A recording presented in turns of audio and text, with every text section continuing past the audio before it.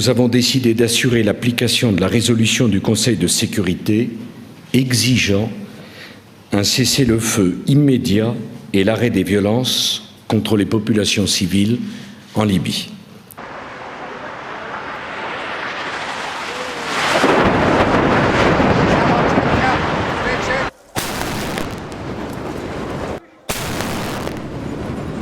Bonjour, dans ce contexte de tension énorme entre la Russie et l'Occident, avec la guerre d'Ukraine, nous allons voir aujourd'hui ce qui s'est passé en Libye. En Libye, où la guerre maintenant dure depuis 11 ans. 11 ans. Alors les images que vous allez voir sont tirées de reportages que j'ai faits là-bas en 2011 pour des télévisions françaises. Alors pourquoi les États-Unis, la Grande-Bretagne et la France ont-ils décidé de faire la guerre en Libye? Alors pourquoi cette volonté d'en finir avec le colonel Kadhafi? Je vous renvoie à un discours qu'il a fait à Sirte lors d'une réunion de la Ligue arabe.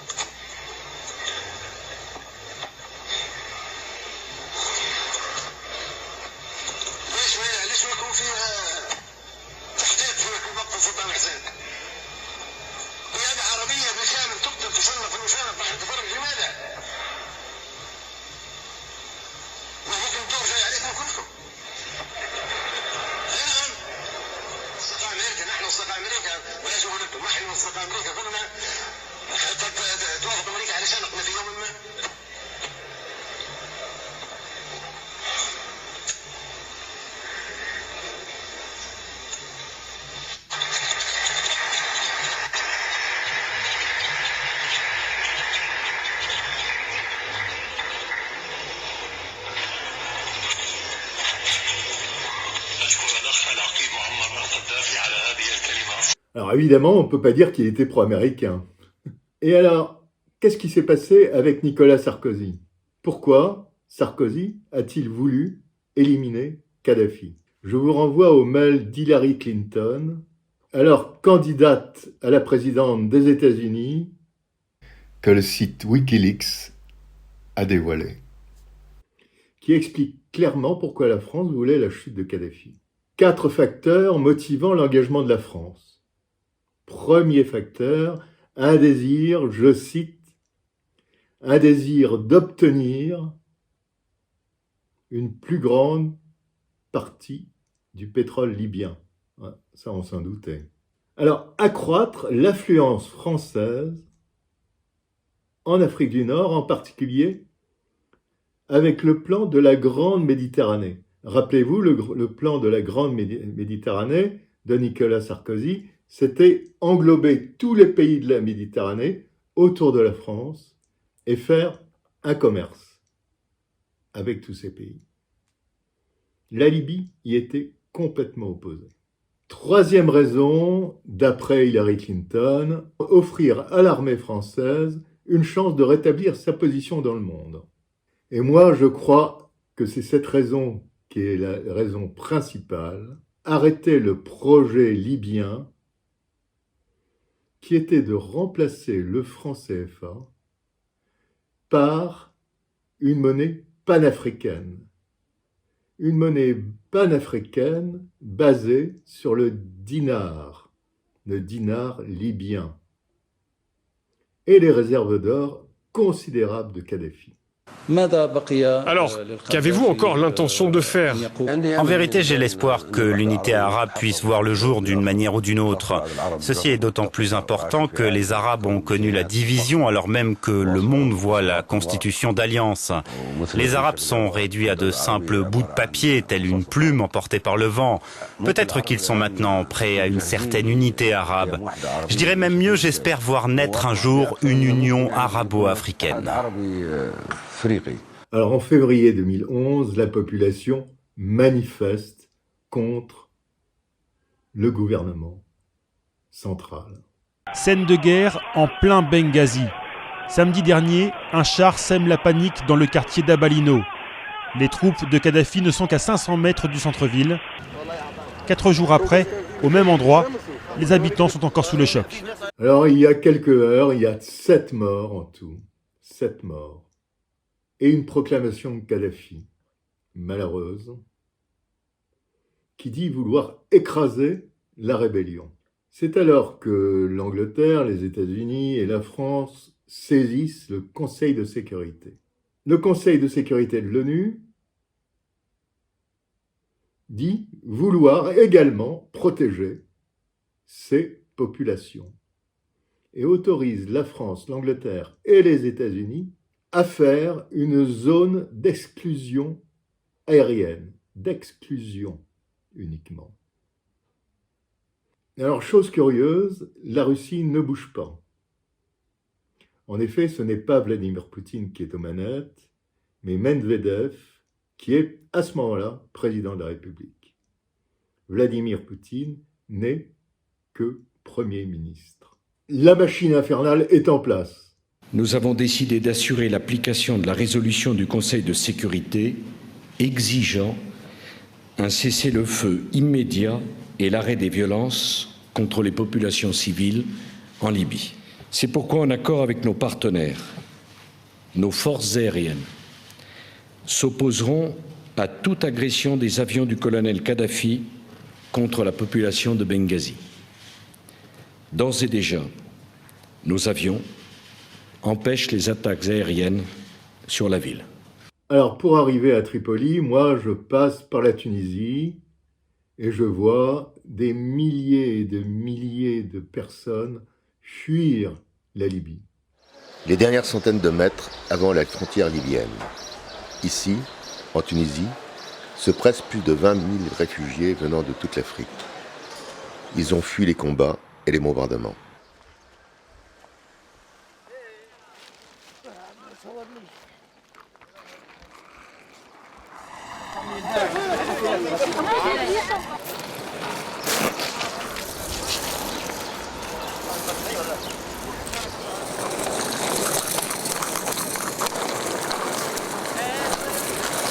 Alors attendez, parce que les avions de la coalition, à ce moment-là, n'étaient autorisés par l'ONU que de contrôler le ciel libyen.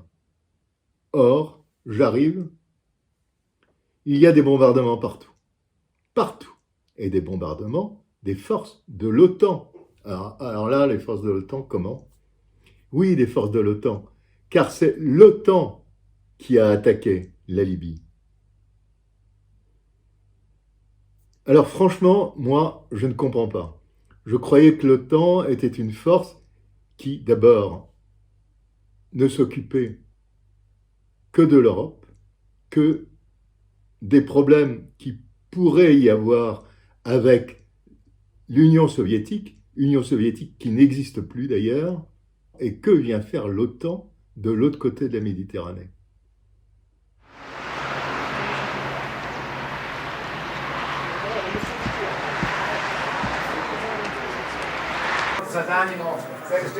Objectif des frappes, le port et des centres de communication de l'armée libyenne. 9 heures, un missile tombe à proximité de l'hôpital central.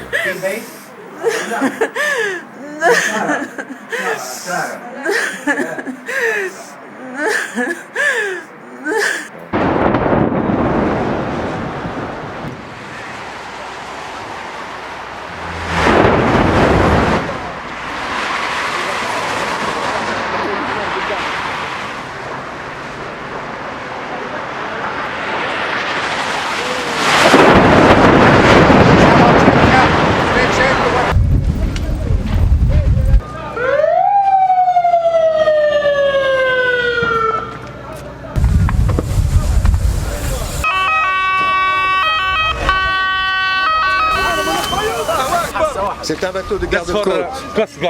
Very dangerous around you.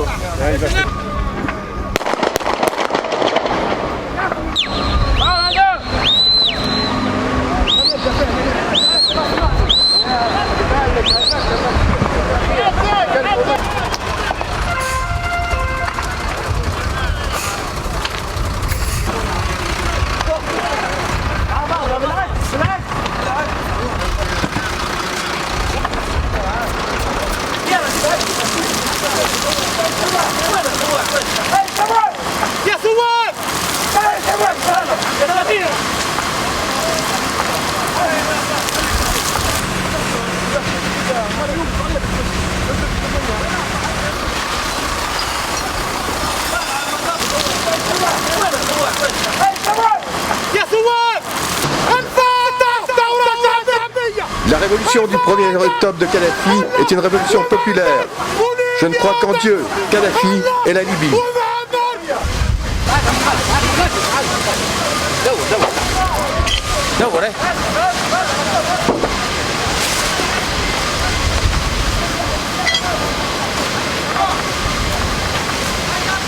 Alors en 2016, il faut vous dire que la Commission des Affaires étrangères de la Grande-Bretagne a condamné cette intervention en disant qu'elle n'était pas justifiée. En 2016, je lis, l'intervention militaire fut fondée sur des postulats erronés car la menace d'un massacre des populations a été surévaluée, que la coalition n'a jamais vérifié la réalité de ces massacres. Quand même, vraiment.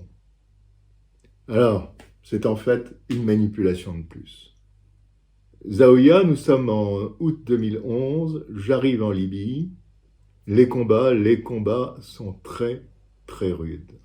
Cela fait maintenant 2 jours que l'offensive venant du Djebel s'est déclenchée à la grande surprise de tous.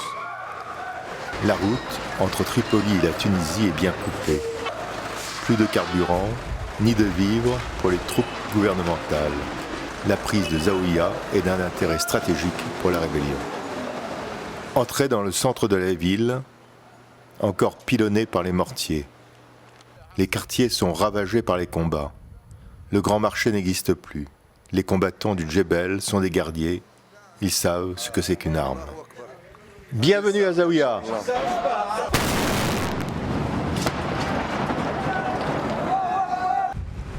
Au pied de la grande route, des carcasses de chars détruits par l'aviation.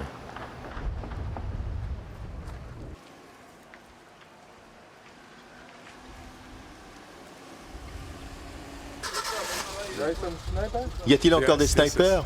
Oui, il y en a. Où? Ils sont dans les immeubles de l'administration et de la banque.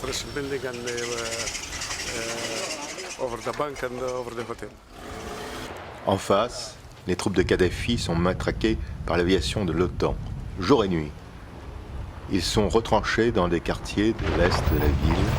Ils tiennent les troupes du CNT à distance grâce à des tireurs embusqués qui contrôlent la plupart des grands axes.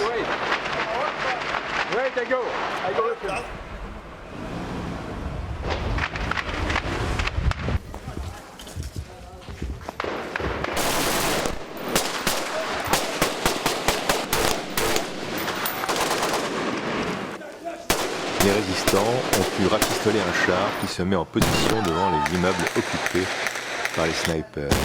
C'est au canon qu'ils les débusquent un par un.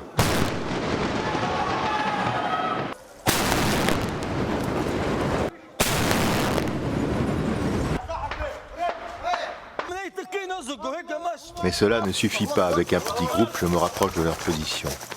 Leur tir tient toujours les combattants à distance.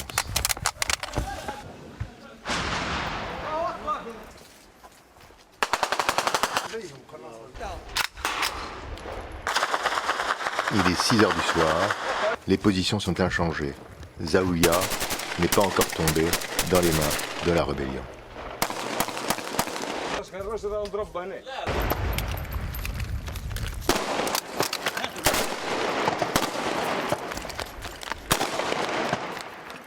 Quelques jours plus tard, me voici sur la place verte, la place centrale de Tripoli, où le guide libyen faisait toutes ses démonstrations.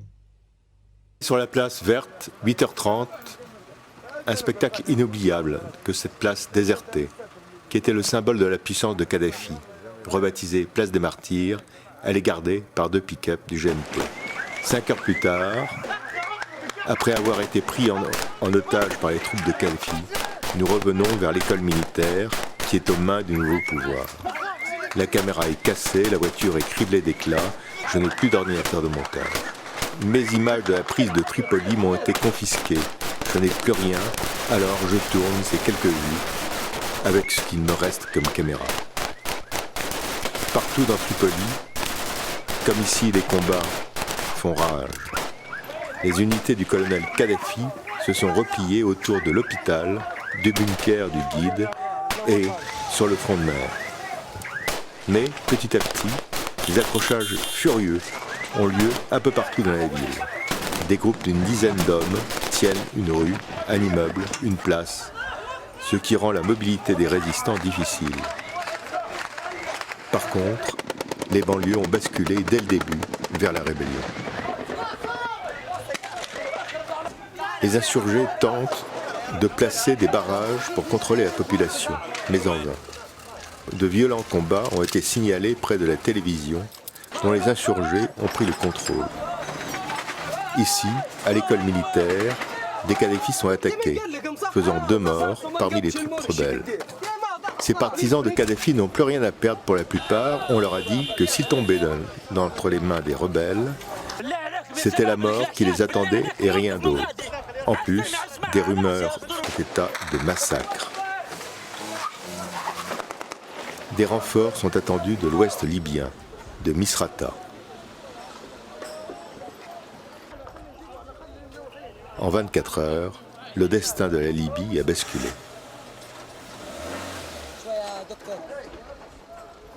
Alors c'est la fin du pouvoir de Kadhafi et le commencement de la deuxième guerre libyenne, deuxième guerre qui, encore aujourd'hui, dure. Qui dure encore aujourd'hui. Nous sommes en 2022. Bon, eh bien écoutez, à bientôt sur ma chaîne. J'espère que ce récit vous a plu. Au revoir.